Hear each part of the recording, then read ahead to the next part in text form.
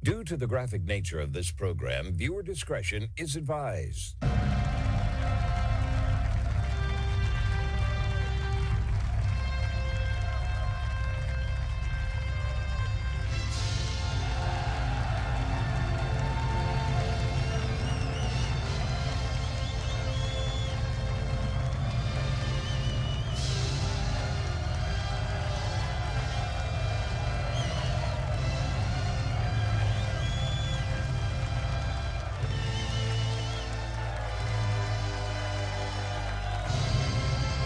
Hello, everyone. It is the Thursday, May 7th, 2026 episode of The Marco Jure Show. Thank you for tuning in to hear today's groundbreaking news right here in America and across the board, where the facts are facts and hard truths thrive. Let's begin the best of radio, informative, uncensored, unapologetic, and ready to go. You know, folks, I want to take the show on a different angle today. Normally, I start talking about some of the bigger topics, the Iran issue, the economy, you name it. But today, I want to start things off with a little bit of a different issue today. I want to start talking about something that is, again, is very crucial to we here in America, and of course around the world. It is the narrative of climate change. Now, I know I never really talk about this with you very, very much, but I saw this in PJ Media the other day, and I said, this is a brilliant takedown of the left here in America. They take these non-serious issues and they make them into big topics that dominate the news cycle, and of course the way in which we live. Well, why do I bring this up to you? Because the Intergovernmental Panel on Climate Change, the IPCC, just recently published the next generation of climate scenarios and the science policies that are taking place. And the framework has actually eliminated a lot of these more extreme scenarios, of which they tell us about, that have dominated much of the climate science for much of the past several decades.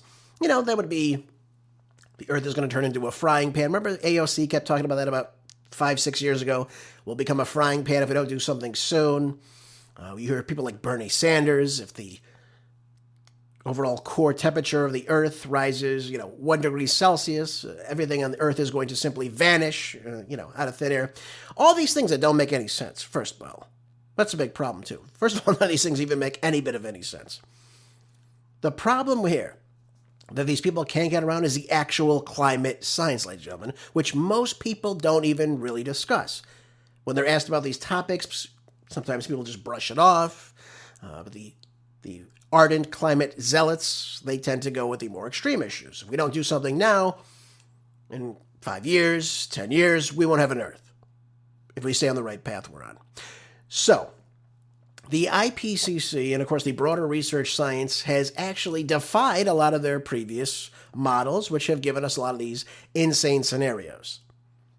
And I think it's very important that we discuss now that the IPCC actually made changes, and this was an update to their science-based targets initiatives and the rules in which they create. They actually eliminated the need for steep emission cuts of carbon dioxide by 2030. Probably for a couple reasons. One, they won't be able to get it. That's number one. But number two, there's no science that actually shows that carbon dioxide is the culprit for any type of warming trend ever. What do I mean by that?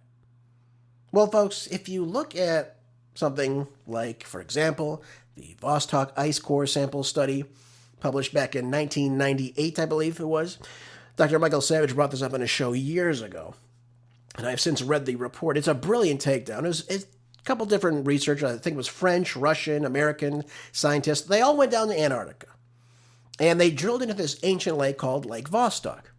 It's about 2.5 miles underneath the ice. So they pulled out about 420,000 years of climate and these ice core samples. And they researched them. They broke them down.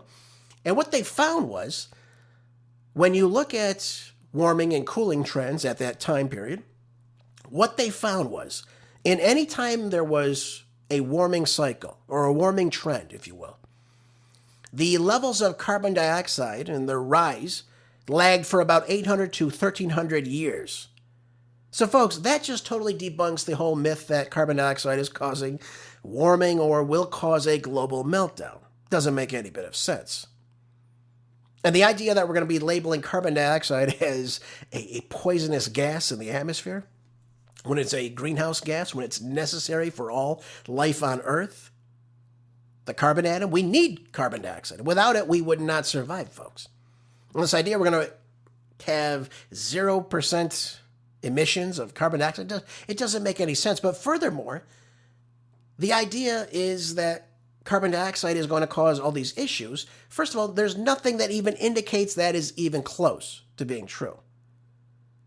So now we're seeing that, I guess, the people in Italy wearing these Stop Oil shirts that are blocking traffic, it was all for nothing. The people throwing paint on a Van Gogh painting in London, meaningless. And of course, the best one yet, which I just saw yesterday, a naked woman in Austria swinging back and forth on a bell to bring the attention to, you guessed it, climate change, folks. These people are mentally ill. Let me just say that to you. And, you know, we can look at the AOCs, the Bernie Sanders, the Al Gores here in America. What their attack is not really on the weather, which, of course, we really can't control significantly. Now, there are things people do to try to control the climate. But it's an attack on the Industrial Revolution. What do I mean by that? Think about what they want to do. They want to get rid of the combustion engine, which we rely on for many different things, by the way. But they want to get rid of private ownership of automobiles. They've talked in the past about a carbon tax when you drive. They've now, since recently, introduced their dream of a 15-minute city, for example, right, where you don't drive any further than 15 minutes from where you live, because you want to tackle climate change. And we don't want people driving 50 miles to work every day and back. That would be terrible. That'll cause a global meltdown. So we've got to curtail this. We've got to stop this. So we want your vehicle to drive no further than 15 minutes from where you live. This is what they want to do, folks. And again, if you don't believe me, you could look it up. They're very much brazen about this now. And they're looking at Oxford as being one of their first major hubs where this begins.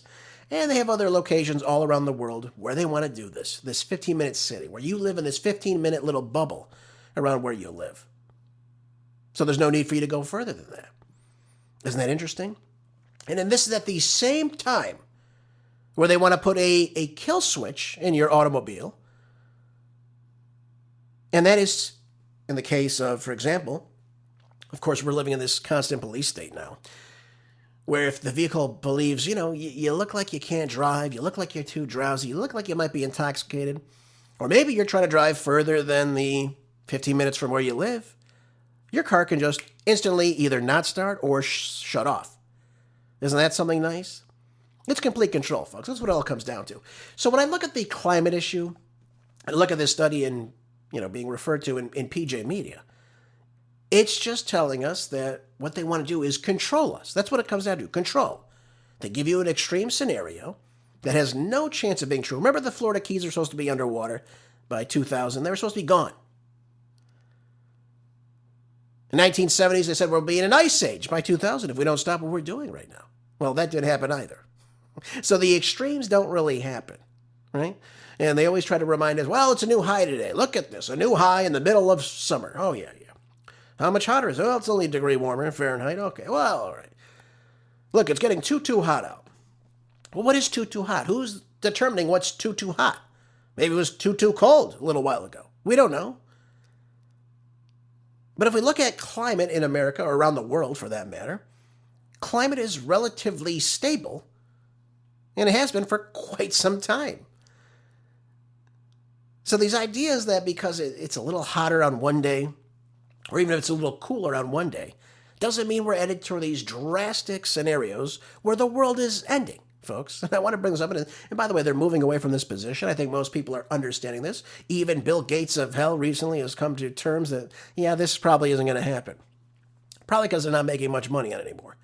So they can fund all the research they want, but when you get an independent study, like the Vostok Ice Core Sample Study, which you can look up right now, ladies and gentlemen, if you don't believe me, that totally debunks the carbon emissions being the culprit for warming, if there even is the warming cycle of which we're in.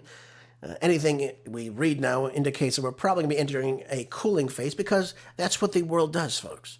We go through warming and cooling phases.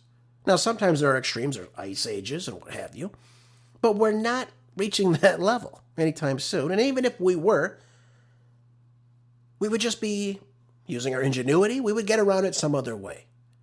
But this idea you're going to attack the automobile or a factory or smokestacks or any of these other things in order to curb climate change, I think is really one for the works, folks. Again, I don't think that's something that's going to be conducive for a better world.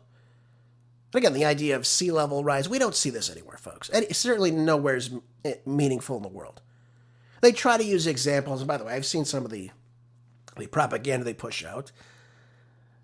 I think in 2019, I saw some stupid documentary called When the Flood Comes or something along those lines. Leonardo DiCaprio was one of the speakers in it, and I didn't know he was a climate scientist. Not that he needed to be a climate scientist to understand this, but why is Leonardo DiCaprio leading the cause for this?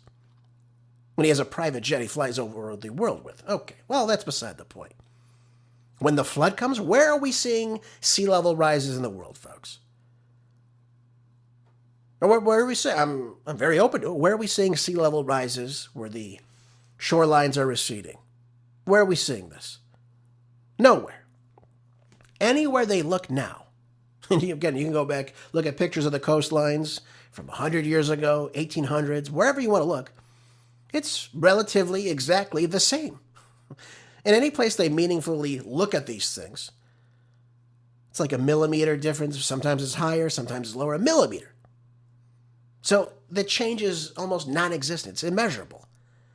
But one of the points they looked at in this stupid documentary that if you can watch it if you want, I don't look at it with any historical accuracy, but they look at Venice, Italy.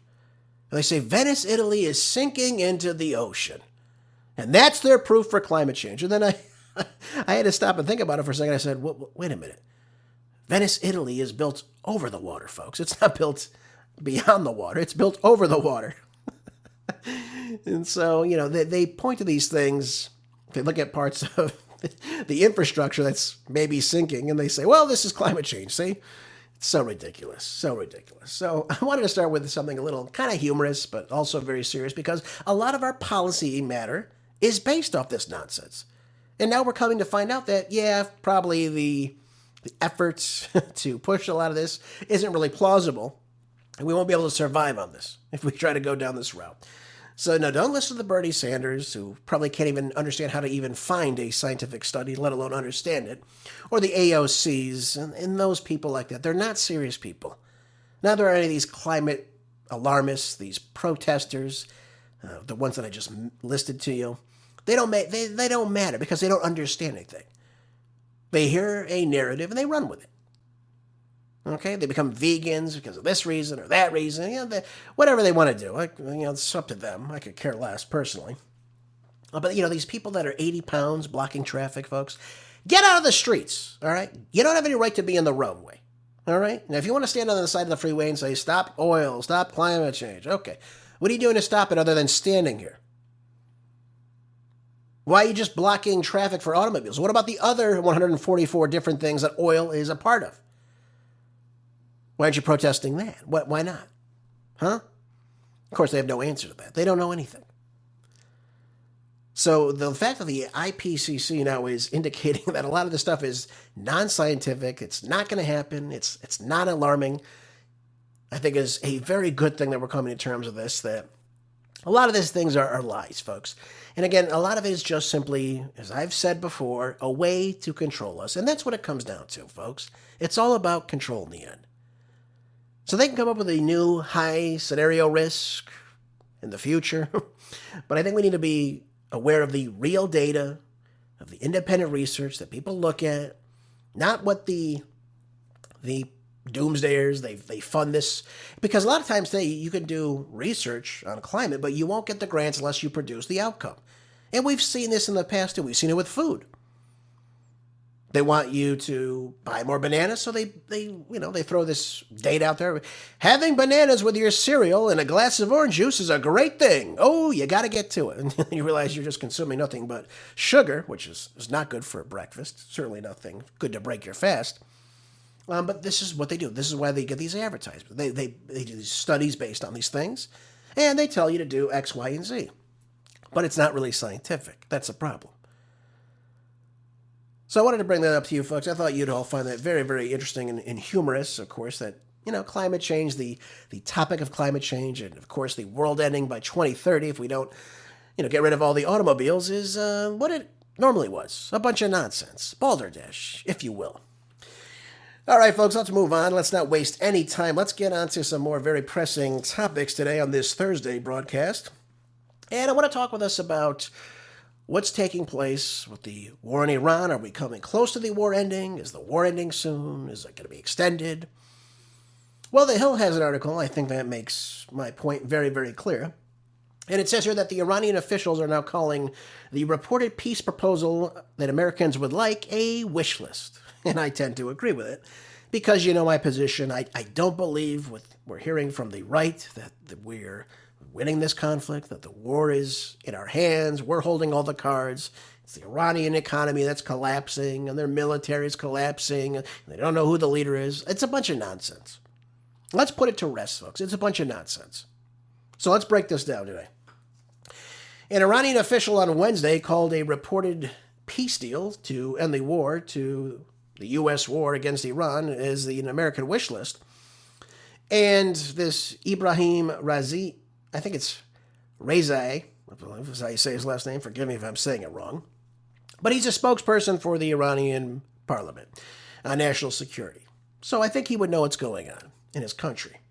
And what he said on Wednesday morning on on X rather, was that Americans will not obtain through a failed war what they failed to gain in a face-to-face negotiations, adding Iran has its finger on the trigger and is ready if they do not surrender and grant the necessary concessions, or they or their devilish henchdog allies try to act mischievously. We will deliver a harsh and regret-inducing response. So it seems like both sides are kind of saying a lot of the same thing back and forth. Trump has said, we'll bomb them in the Stone Age. They're saying their fingers on the trigger. It seems to be going back and forth. So what's really going on is the question. Are we even in negotiations with them? Are we even talking directly to them? Now, what I've come to find out is that there are negotiations that are happening, usually through Pakistan, kind of as the mediator in all this. But there's no direct talks happening between the United States and Iran right now. And again, the Iranians have laid out and have proposed their 14-point plan. That is what they're sticking with right now. That's what I've been told. And the main points are these. They want an end to the U.S. and Iran war. They want that done as quickly as possible. And they also want the end of all the wars with their proxies. What do I mean by that? That means they want the war in Lebanon over. They want the fighting inside of Gaza over with. I know some of you are thinking, well, Gervais, isn't the Gaza ceasefire still going on? Actually, folks, no. I actually saw today people being shot at who were trying to get food inside of Gaza. People were getting shot. I wasn't told of how many people may have been killed, but people were getting shot at by the IDF still during a ceasefire. And while we have a board of peace, folks, I'll let you take that as you will. But the Iranians are aware of what's going on. And they see this. And when we see this footage, by the way, it was from the BBC. It wasn't from any fringe group. That's who was reporting on it. And I saw the footage. People are getting shot at. They're scurrying away from the food of which they were trying to obtain.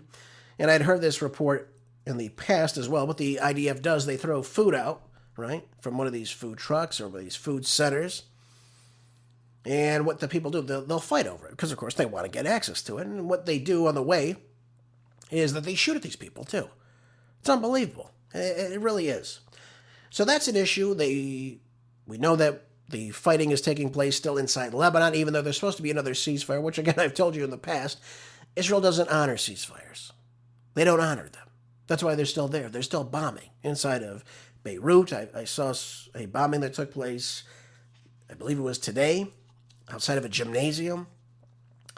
We've also gotten footage, too. You'll love this, too, by the way. There was an IDF soldier, I guess he was mocking the statue of, I believe it was statue of Mary, if I'm not mistaken. Could have been of Jesus. I forget which one it was. It's irrelevant. It's a Christian statue. And they were putting a cigarette up to it as if that Jesus or Mother Mary were smoking. And the IDF is looking into it. So don't worry, folks. Don't worry that they're mocking Christianity. Don't worry that they destroyed, the Simon Peter Mausoleum that's been there for 2,000 years. Don't worry that they destroyed that, or that they destroyed the St. George statue, or they set fire to the St. George Cemetery, the Christian cemetery in the West Bank. Don't worry about any of that. Just look the other way. Just hone in your anger to the 29 Christians that were killed in Nigeria, which we all should be outraged about too, by the way. No end to that. But why do I bring this up to you?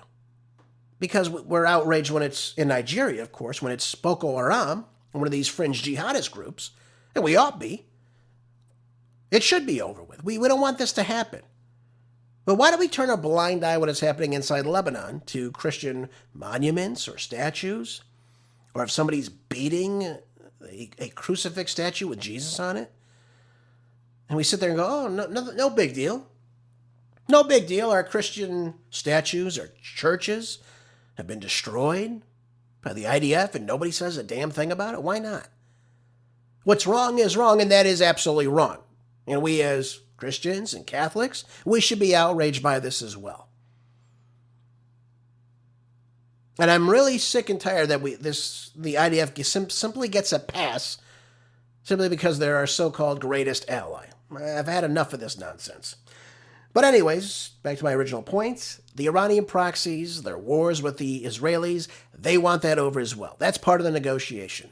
So let's see if Trump can use the art of the deal and end this. And he should end this. The next main issue is the Strait of Hormuz. We know, for example, that this is going to be one of the major points that the Iranians have moving forward. And this is something that they will utilize to their benefit. This is something that they definitely want. And I have an article here out of the Associated Press that relays this information. That's, again, very, very crucial.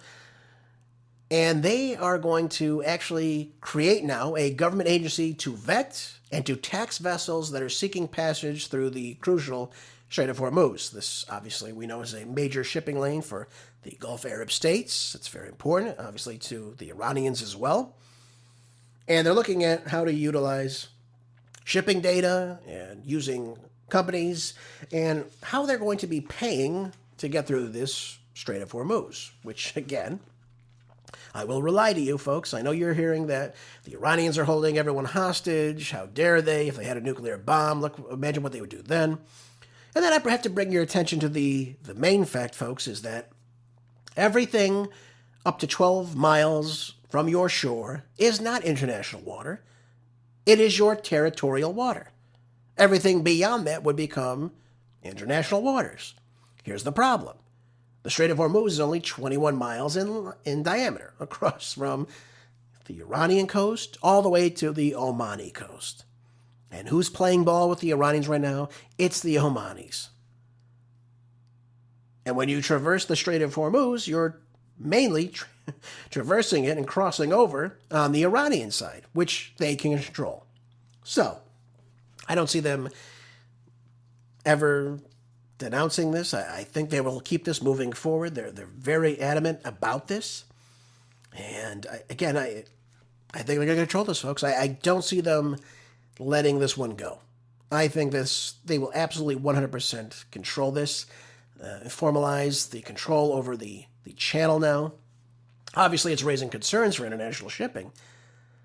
We still see hundreds of commercial ships still bottled up inside the Persian Gulf today, unable to reach the open sea.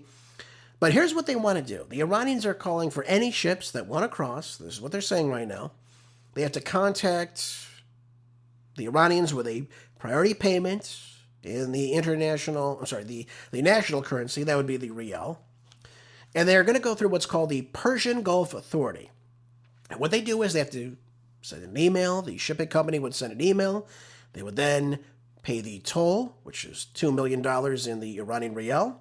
Or they can use the backup currency, which is the Chinese yuan. So that means the petrodollar is no longer really necessary in that region.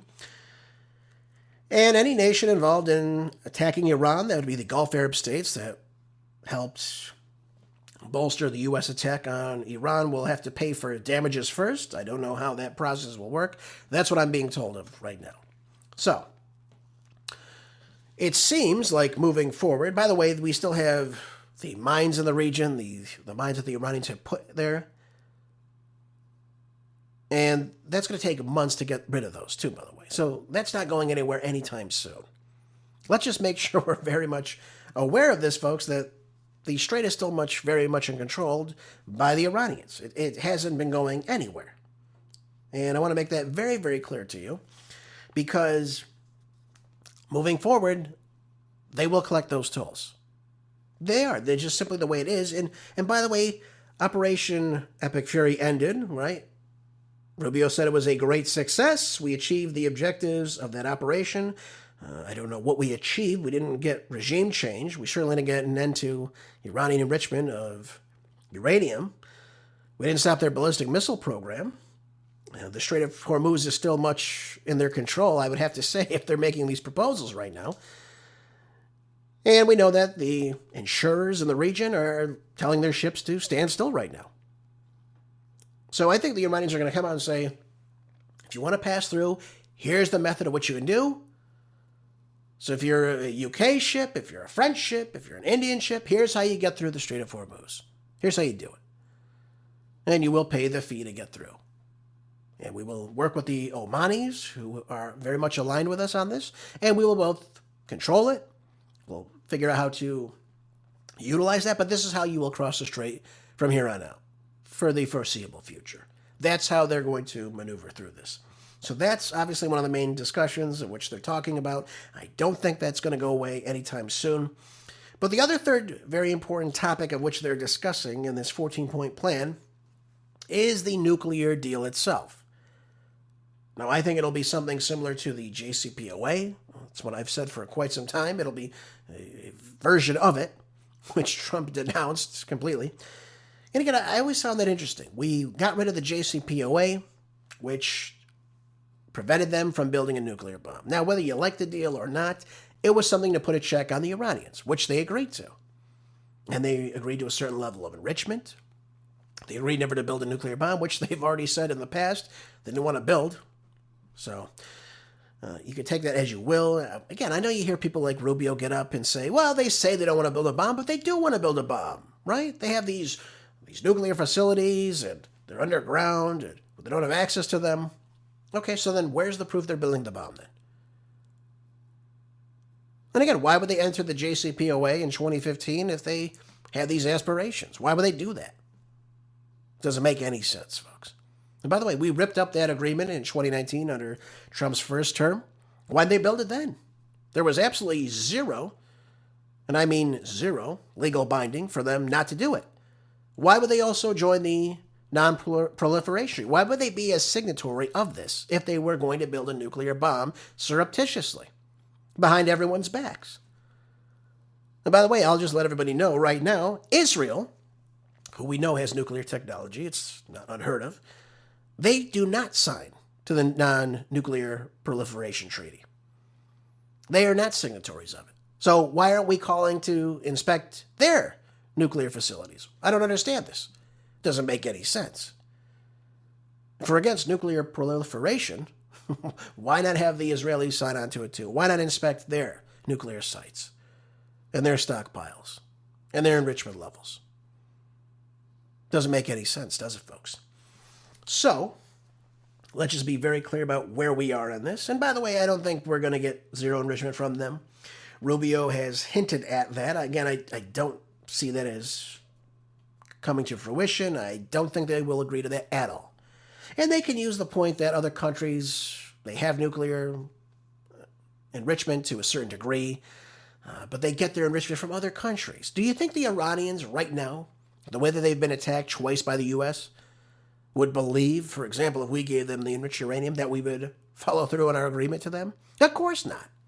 So they will enrich to a certain level. Now, what that level will be, I can't tell you. I'm not a mind reader. But my prognostication shows that probably it'll be somewhere at least over the 5% realm. That's what I would guess, if I had to make a guess. So, that's all in effect right now. Now, the Trump administration has sent mixed messages on its strategy to end the war right now. And again, if they try to put their points on the table, which I think the Iranians will decline, I don't think that's going to go over very, very well. This has been a tenuous ceasefire, folks. And by the way, I've called it a ceasefire name only. You don't have a ceasefire, then put up a naval blockade, which is an act of war. You don't start striking ships. You don't start boarding ships that are trying to access Iranian ports if you're serious about ending the war. And the Iranians understand this. That's why they've made it very clear, if you stop any of our ships, or if any of your ships try to traverse the strait, we will stop you. So when we say we're going to aid and abet ships in this new Project Freedom, which I call it Project Failure, no ships really traversed the strait, did they, folks? Did we hear of any ships getting through? No, we heard about 2 ships approaching the strait to coordinate with other ships and guide them through, but nobody took them up on that offer. So after 48 hours, Trump had to scrap that. Now, he used the story that the Pakistanis had asked them not to do that. Well, again, are we really going to believe that Trump is going to be taking advice from the Pakistanis now? Especially when the Iranians are holding the ships hostage inside the Persian Gulf. It's unbelievable. And by the way, one other thing that I found was very interesting yesterday, too. I found this out. The USS Gerald Ford now has left the Mediterranean, is heading back to the United States. So I don't know if that's a sign that things are going well and we don't need the ship there anymore and we'll just use the Abraham Lincoln, or what we'll use. Everything I've been hearing about has indicated we will attack yet again. Now, if that happens, again, I pray it does not, but I've been told there will be another round of attacks at some point in the near future. So again, if that happens, I don't know. I pray to God it doesn't happen. But, we get these mixed messages. We get that we're in peace negotiations with them. Then we get the idea that, well, if they don't do what we want, we're going to go back to bombing them, and we'll hit them harder this time, and we have the ability to do so. You hear it from Rubio. You hear it from the likes of, the Lindsey Grahams of the world. But right now, we're getting so much nonsense as far as coming from those on the right. The Lindsey Grahams of the world, right, that are keen on going into this war, and, this is what they want. It's part of their fantasy that this will take down the Iranians. Again, nothing indicates the Iranian government is weaker right now than it was prior to February 28th. Nothing indicates that. But that doesn't stop people like Lindsey Graham from going on Fox News and saying things like this. This thing is over. To the American people, I know gas prices are high, and I know we're suffering right now. But you pay now, you pay later against thugs like Iran. They tried to get a nuclear weapon, and if you don't believe that, you shouldn't be allowed to drive in your hometown. Donald Trump stopped Iran from having 8 to 10 nuclear weapons by bombing their enrichment facilities. God bless you, President Trump. We were weeks away from a nuclear-armed Iran. No more. Everything has been obliterated. Their economy is in tatters. Their military has been decimated. There's more to do. If we can control the straits, checkmate against Iran, blockade plus, arm the people. And to our allies throughout the world who depend on the Strait of Hormuz more than we do, get off your ass and help us. Okay, so again, it's ridiculous. Absolutely ridiculous what he's talking about here. None of that makes any sense. We bombed their new nuclear facilities, and now they're obliterated. They were weeks away from getting a bomb. Where was that evidence, by the way? There's no evidence for any of this. Their economy is weaker than it ever has been? I don't think so. And I don't see it, folks. And why would they be, again, charging these tolls? They're collecting these tolls right now in their own currency to get the money necessary to pay the IRGC. And by the way, their federal bank, their Federal Reserve Bank, if you want to call it, that they control, they'll just print the money out from that and give it to the IRGC. That's how they would do that. And the idea that the IRGC would just simply collapse and let the country be taken over by outside forces or have a puppet government installed, I think that's one for somebody's dreams. Probably like Lindsey Graham, for sure. But nothing he's saying there is true. They weren't weeks away from getting a bomb. We have no intelligence, certainly none from us, that indicate anything of the sort. Let's just be very clear about that. Nothing indicates that they're going to be doing this.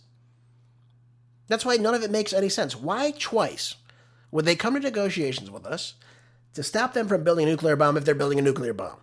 Ask yourself that. Why would they sign the JCPOA in 2015 if they're building a bomb and they want a bomb? None of it makes sense. But that's what the threat is all about. If we don't go in now and do this, they're going to have a nuclear bomb. They're going to use it on us. Sounds scary, right? Just like the climate scenarios we get, right? If we don't act now, this is what's going to happen in 5 years. Well, if we don't act now, in 2 months, 2 years, they're going to have a nuclear bomb, they're going to use it on us. But there's nothing that indicates that this is true, folks. And by the way, if it was, I would have the information for you, and I'd share it with you. But there's nothing that proves that point. All right, so let me go to another, I don't know if I want to say this is a hysterical point being made right now that would totally cause any type of peace, probably null and void. And I hate to play other political commentators a lot of times, folks. I try to stick with the politicians and people that know what they're talking about, of course. But this one's too hard to resist. I have to play this one for you. This is Ben Shapiro. I think he was talking either yesterday or the day before. I don't know when. I don't watch his show. I don't want to watch his show. So I tend not to listen to anything he says as best I can. However, this one's a little bit too hard to resist. So I'm going to play this for you, and then we'll break down why he's wrong right now. The easiest move for the United States to make right now would be to just blow up Kharg Island.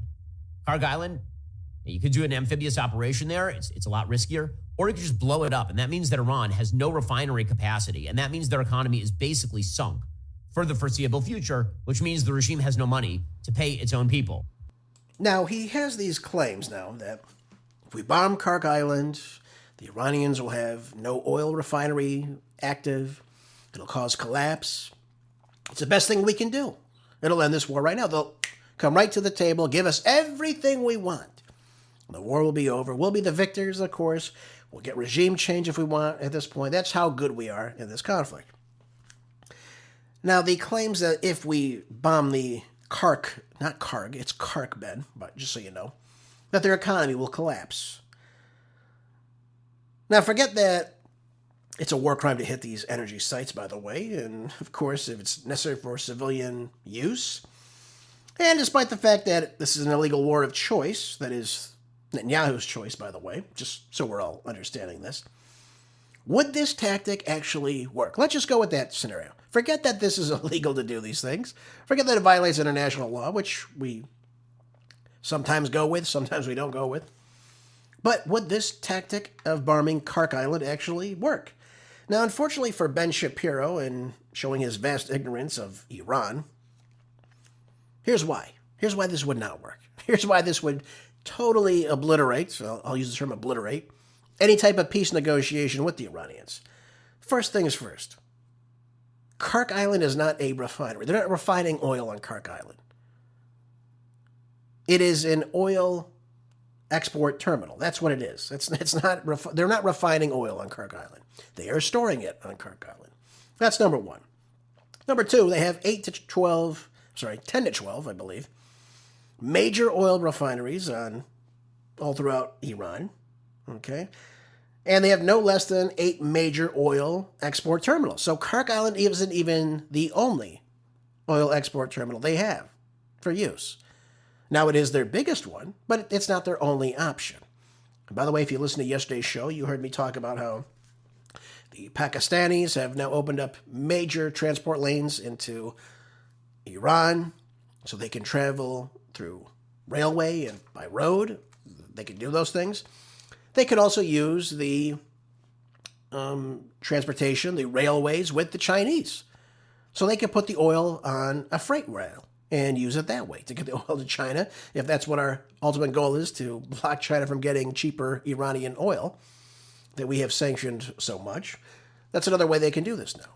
Go into Western China that way and then obviously ship it from there.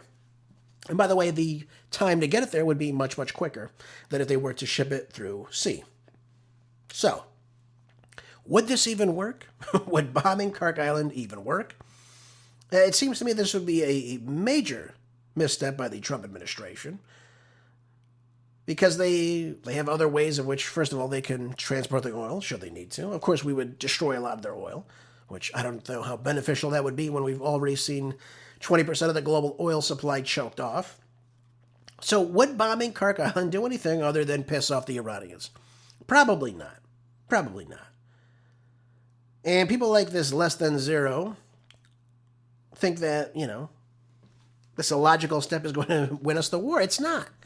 It's not going to come close to winning. It's not going to stop anything they're doing.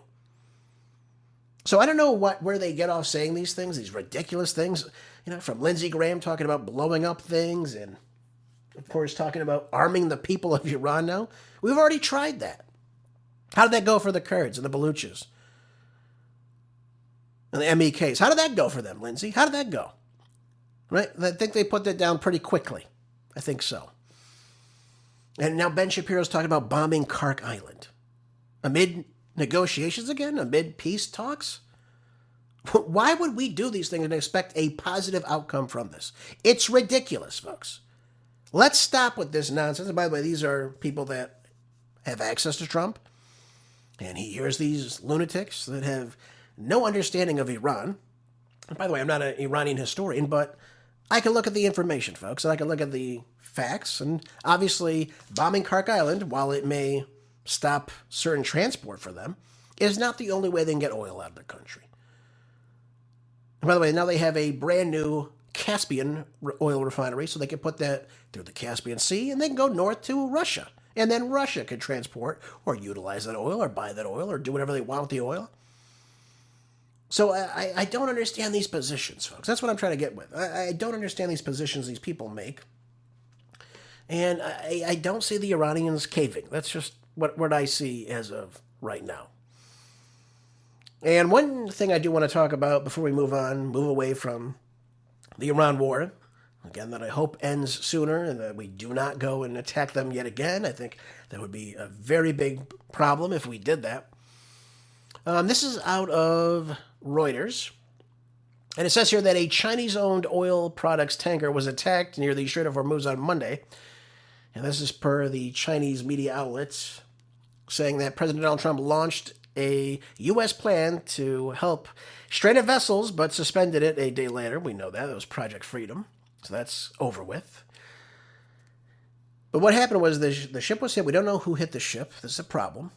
And that the unnamed vessel's deck caught fire and the ship was marked China owner and crew. It's not clear if anyone on the vessel was injured or if the cargo was damaged or what have you. China's foreign ministry did not respond to a request for comment. So we don't know who hit this. We don't know. We don't know if it came from one of the Gulf Arab states. We don't know if it was from the U.S., from this blockade. We don't know. We have no idea. But what we know is that China, their ship was hit and while it was trying to enter the Strait of Hormuz. So that's something to think about. And by the way, I told you too, if we start attacking Chinese ships, will China begin to send their own warships to assist their oil tankers into the Persian Gulf? Would they do something like that? And what would that mean for our naval blockade that has allowed 150 different Iranian flagships alone since the April 15th blockade began? What would happen then? How successful is this blockade in the first place? What would we be able to do then if we now had Chinese warships opposite of us in the Arabian Sea? What would happen then? Again, we haven't thought things through, folks, and it upsets me, and I wish this wasn't happening right now. We need to get away from this war. But this has to end, obviously, and the sooner it ends, I think the better for all of us. But, we're seeing other reports, too. This is out of Forbes. Says U.S. fighter jet fires on Iranian tanker after Trump touts of a peace proposal. This came out yesterday afternoon. It says a U.S. Navy fighter jet fired multiple rounds at the MT Hasna, an Iranian-flagged oil tanker in the Gulf of Oman, the U.S. Central Command said, adding that the blockade of Iran's ports remains in full effect. So the Iranians are not going to, again, just blow this off, folks. Simply not going to happen. Again, that it doesn't just block the ships, it blocks the peace negotiations from moving forward. If we are attacking their vessels, if we are trying to destroy their ability to transport oil, do you think they're going to come to the table and give us everything we want? I don't see anything like that. And again, they have other options too. So never forget that if things get too crazy out in, again, the Arabian transport, they will just simply move to something else. That's what it'll come down to. But the fact that they have control of the Strait right now, they have control of the Beltway Initiative, those things and what have you, the transport now into Pakistan, all these things point to that they have the means for commerce. They can go through the Caspian. They can go to the east.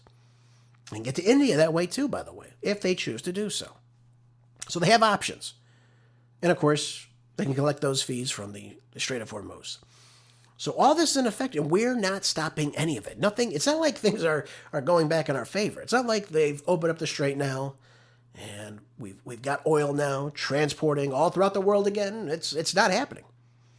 And by the way, just to make matters worse, let's move on to this article and talk about how devastating this is. And this is going to make you understand very, very quickly we're in dire straits with our energy supply right here, even in the United States, even as we are the number one producer of oil now.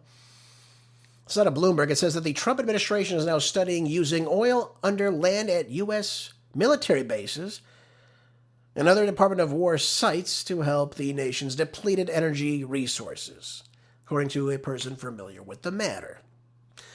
So now this doesn't shout we're in trouble. I don't know what will. And by the way, let me just point this out to us. The last ship from the Persian Gulf just reached California a couple days ago. Let's understand that we have no other shipments coming in from Iran. And by the way, it's reached other destinations or any other ships from that region. They've reached their final destinations. So this whole time, the oil flow has been consistent. It's been moving into other ports. It's been going through other countries' refineries. It's been utilized by other countries.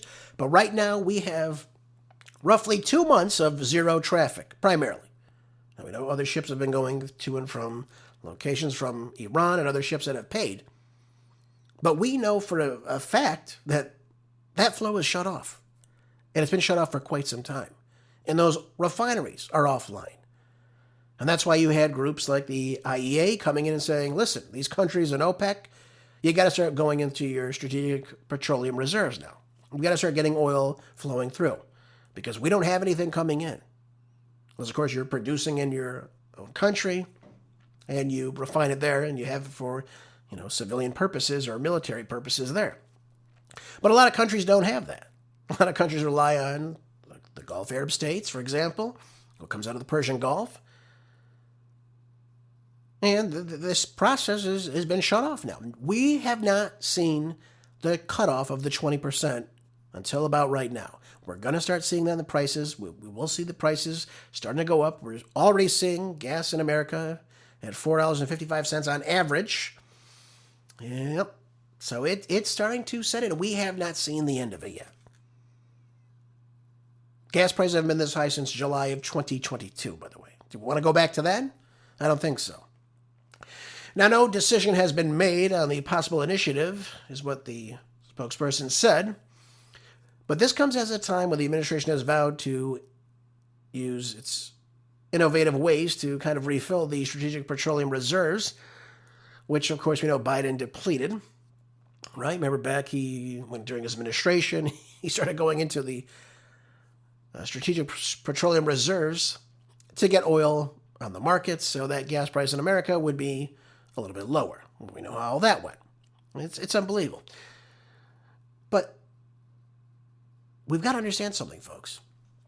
Nothing we do now is going to bring those prices down for quite some time. Nothing we do. We can produce more in the U.S., but it's still not going to bring the price down because the oil supply is based off the futures. Now, that is a global price. It's a global market. So it doesn't matter that we produce 24 million barrels of oil per day, which is the most of any country in the world. We are the number one producer by far. And even if we opened up other sites around the world, if we even are legally able to do that, which I doubt, because our bases are sitting on other countries' land, I doubt they would give us access to their oil. And how much would that process even cost, too, by the way? What do you think? It just happens overnight? We build these oil wells and these rigs and the infrastructure to do so? It would take time. And we've seen that our reserves have now declined further. after President Trump now ordered a 172 million barrel release to help ease the soaring oil prices in the face of this war with Iran that we don't need to be in.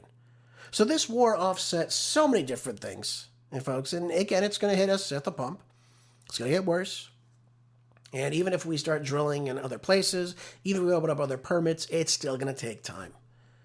And again, even if the Strait of Hormuz opened up today, that oil takes a lot to get to their said locations. It just doesn't get there in a snap of your finger. So even if it were to open up today or the ships decided, hey, okay, we'll pay the $2 million in riel, we'll get through, we'll get to our locations, okay, we'll open up these refineries again. Iran has sworn off from bombing them. Let's say all that happened. It's still going to take weeks, months, maybe even years if they're destroyed or damaged, which some are, to get them back up and running the way they were prior to February 28th. So we talk about the Strait of Hormuz. We're in dire straits with our energy inside the United States, folks. Let's never, ever forget any of that. So this is problematic. I think we all need to be aware of this. You know, Chris Wright has alluded to possibly saying we'll do pragmatic things. Like what, Chris? With energy resources under federal control and creative ways. What does that mean? Where are you going to get this? Are you going to get it from Venezuela? Yeah, good luck getting out a lot of oil from Venezuela. It's the thickest oil in the world. You have to pump it out of the ground. It's so thick. Costs even more to refine that crude oil. It's not as lucrative as we thought it would be. So if Trump thought, hey, we'll take this Venezuelan oil, it's a huge oil reserve in the Iranian belt, which it is, you still can't get access to that. The infrastructure that exists right now in Venezuela only allows us to get about 735,000 barrels per day.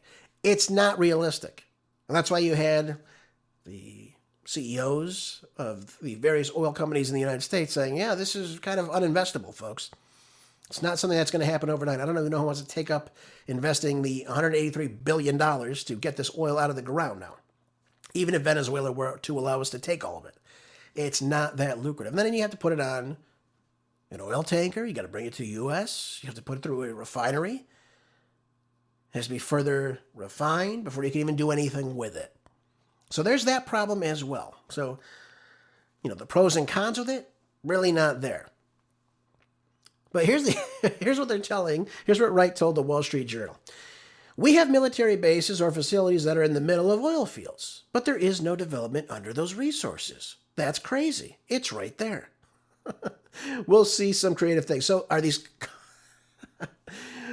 countries now where our bases have sit, that these countries have been attacked because we've used them to hit Iran? Are they just going to let us drill their oil now and take that? How are we going to get the oil to the U.S. now? That's amazing. What are we going to do with it? How are we going to get through? Are we going to pay the $2 million fee to get through the strait? Is that what we're going to do? It's unbelievable, folks. It really, really is. So expect those oil prices to go up. I know oil is down a little bit today because they're anticipating the peace talks. Again, I think it's more rhetoric than anything else at this time. So there's where we are with the war, folks. Again, no sign of it ending anytime soon. Let's switch gears and go over to California. I love California, by the way, despite it being completely mismanaged by the likes of Gavin Newsom and the schmucks that want to replace Gavin Newsom, the Democrats, of course. This is out of the California Post. It says the Democrat candidates make stunning debate pledges that will infuriate most Californians. Well, they should be fed up with these people by now. Don't you think so? Haven't Californians suffered enough under the Democrats for much of the last 15 years? Isn't it time for some change, California? Don't you think so? But here's how stupid these Democrats are. Every single Democrat on that stage, yesterday's debate, made a further pledge that evening that they would sign a bill to complete the state's troubled high-speed rail project, the train that goes to nowhere. It's going to go from Bakersfield to Merced. What is the use for that? They're now estimating it's going to cost $231 billion, 7 times the original value of $33 billion back in 2008. Not a single inch of track has been laid, and it's become, really, it's a national scandal. What's happened to all this money? How do you have a project that has no development in almost 20 years? And now you want even more money. Where's this money going? Who's pocketing this cash, by the way? I'd love to know who that is. That is another scandal. If you thought Minnesota had a lot of fraud and malfeasance with its money and its currency, what do you think is happening with this project? Who's getting rich off this? Probably Gavin Newsom, too. I would have to say. But I can only say just that. It's only my estimation. Someone's getting rich off this in California, folks. Or maybe the people pretending to do the project. Who knows? But nevertheless, when the moderators asked whether they would complete the project, every Democrat on that stage said that they would. Yep. Even good old former Health and Human Services Secretary Javier Baccaria, or his real name, not the one Joe Biden calls him, Xavier Becerra, said that he would do it.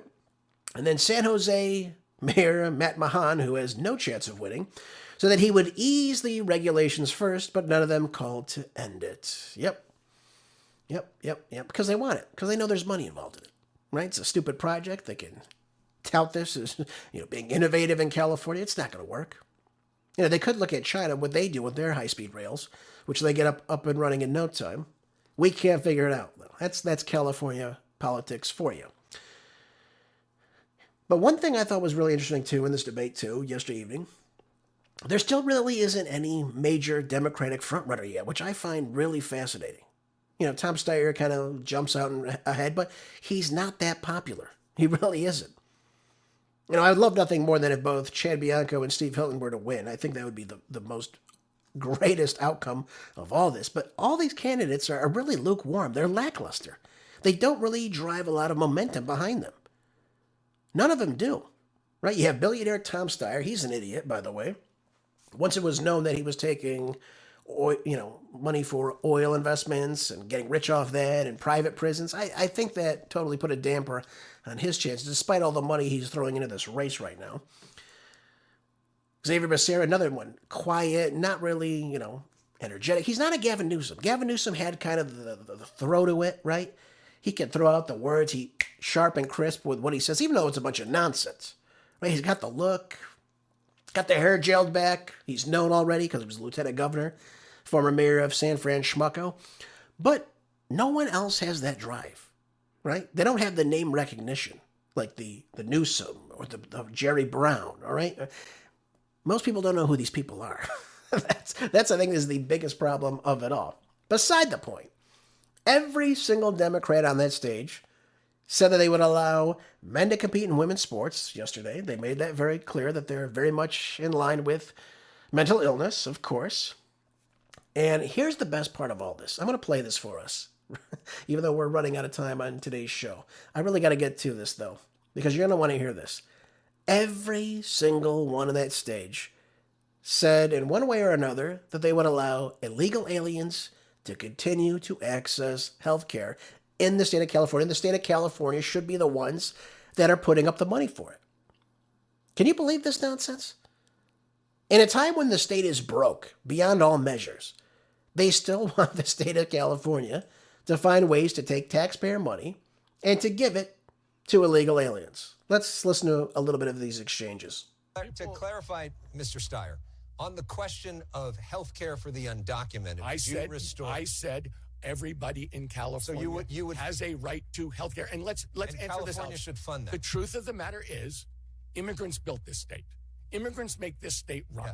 The fact of the matter is, we had a broken immigration system, and now you want to victimize the people who are working here and making the state run. Thank you, As sir. Antonio said, try and get rid of them. You can't do it. Let's go to Sheriff Bianco. Your thoughts on this idea of undocumented health care funding? It's ridiculous. When are we going to draw the line at any other crime? It's illegal. They entered the country illegally. We're not going to incentivize them to come here to take more of the resources that regular Californians aren't getting. The ones that are struggling here, that are here legally, they're not getting that. They're not getting free education. They're not getting free medical. They're not getting free food. They're not getting all of those things that the illegal ones are getting. And we're somehow celebrating that when the legal immigrants here don't get that. It makes absolutely no sense. And healthcare, no one's talking about, how about we try and make people healthy? So, Congresswoman Porter, your thoughts on the idea of funding health care for undocumented immigrants statewide? Yes. Yes, and that's, by the way, what I think Californians deserve as answers to these questions, Alex. And for critics who say that we can't afford it, what do you say to that? We can't afford to have people who are sick, who are making the rest of us sick. When anyone doesn't have care, the rest of us are at risk. When people don't get vaccinations, when they don't go to the doctor, they wind up in the emergency room. They cause longer lines for the rest of us. They make our healthcare system, they push it to the brink. And that was exactly where we were when we expanded healthcare and health coverage to make sure that everyone can be healthy. The direction that got us into this. All right, I'm going to pause for just a moment. So you hear the craziness from these Democrats. But I think the best one, too, at the end, I'm going to fast forward to good old Xavier Becerra. Yep. Who's got illegal aliens working on his campaign, by the way. They're getting paid with taxpayer dollars. This is what he had to say at the very end. To give them help, access to good health care. Instead, what will happen is that child will get so ill that they will have to take that child to the hospital. And what door do they enter? The most expensive door in the healthcare system, the emergency room door. Why do that and spend so much money when you can do it up front? And so, yes, let us provide the care to all the people who work hard and make California a better place. Wonderful. So the people that aren't paying the taxes, right? Yep, they're working under the table because they don't have the right proper documentation to do so. The people that go through the emergency rooms because they know it's free. And then when you go to the hospital and your premiums go up, that's the result of it. You're already paying for it, folks. So now they're just going to, take more money out. Gavin Newsom did this too. He spent some $250 million to give illegal aliens health care in California. People that are non-citizens, that have no right to be there. The only one that had the proper response that we heard was Sheriff Chad Bianco. They don't belong here. Why are you incentivizing this behavior? This is what's driving up health care, by the way, in America right now, folks. Just in case you're unclear about all that. That'll do it for today's show, everybody. Thank you again for being here as always. I appreciate you so much. Thank you for sharing the show when you do. Make sure you're staying prepped with food, water, medicine, ammo, fuel, money, tools, anything to be self-sufficient in times of uncertainty. Stay prepped always. Enjoy the rest of your day. I'll see you back here tomorrow for more groundbreaking news on the next Marco Dre Show. Until then, be good, stay busy. God bless.